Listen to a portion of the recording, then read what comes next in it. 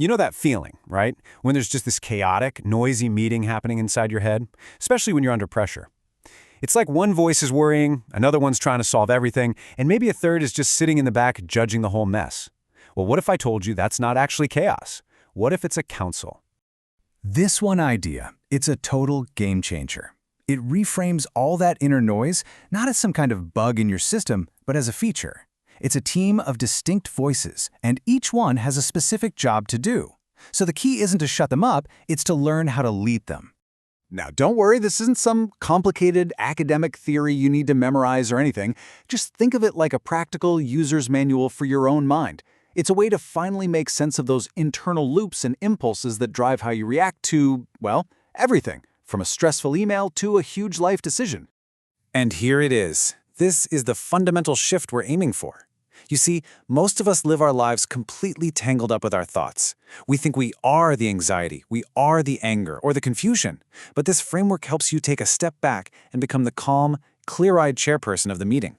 You become the one who can hear all the voices without being hijacked by any single one of them. Okay, so let's dive in and actually meet the members of your inner council.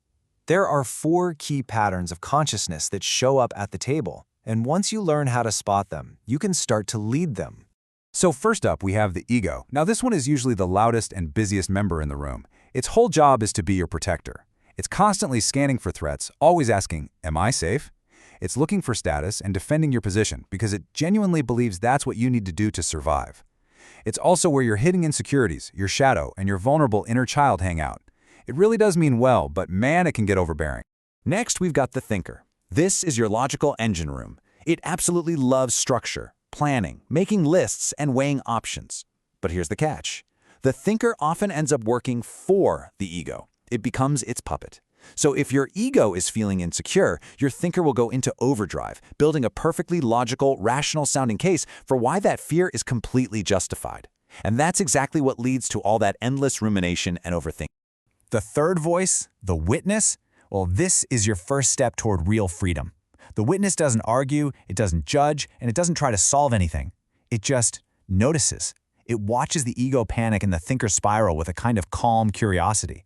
There's even research on this. It shows that just naming a thought, saying to yourself, "I am having the thought that I might fail," instantly reduces its emotional power over you. That's the witness in action. And finally, there's presence. Now, presence isn't really a voice at all. It's the silent, steady space that all the other voices are heard in. It's that deep core awareness that's there no matter how loud the ego gets or how frantic the thinker becomes. It's like the quiet ground of your being, where true clarity can finally bubble up on its own. So we've got these 4 members, but what happens when the meeting goes completely off the rails? This is what most of us experience every day, an internal clash where one voice hijacks the whole conversation, and that just leads to stress and, honestly, pretty bad decisions. And this right here is the core conflict. In an unbalanced state, the ego is shouting for control, the thinker is just spiraling into worry, and the witness is kind of just judging the chaos from the sidelines. But when the council is balanced, the ego's concerns are actually heard. The thinker serves the whole group by calmly creating options, and everything is held in that quiet space of presence. The goal isn't chaos, it's cohesion. Okay, this all sounds great, but how do we actually get there? I mean, how do you step in and chair the meeting when things get really heated? Well, the answer is a simple, totally actionable tool called the pause practice. Here's how it works when you're in one of those triggered moments. First, you just pause. Take 2 slow breaths. That's it. This creates a tiny, crucial gap between the trigger and your usual reaction. Second, acknowledge. Name the voice that's speaking up. Okay, that's my ego feeling defensive. Third, understand. Get curious about what that voice is trying to solve for you. Fourth, select. Choose a response that lines up with the person you want to be, not just the feeling you're having right now. And finally, execute. Take one small, intentional step forward. So this is the crucial point, right here. This isn't about waging a war against your own mind. It's not about telling your ego or your thinker to shut up. They are vital for your survival and for navigating the world. The goal is integration. It's about making sure every voice at the table feels heard and is supported by the calm perspective of the witness and the grounding space of presence.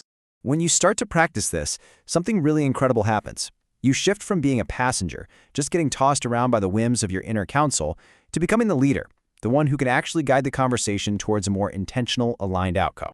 And this is the real power of the practice.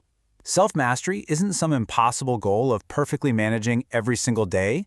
It's about bringing your full awareness to what's happening right now. You don't need to fix the whole day.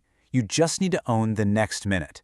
And by doing that, minute by minute, you can absolutely change your entire life. So as we wrap up, I'll leave you with this question to think about. Just take a moment right now, as you're listening to this. Which voice is at the head of your table? Is it the worried ego, the overanalyzing thinker, or can you connect with that quiet witness and lead from there? The choice, as always, is yours.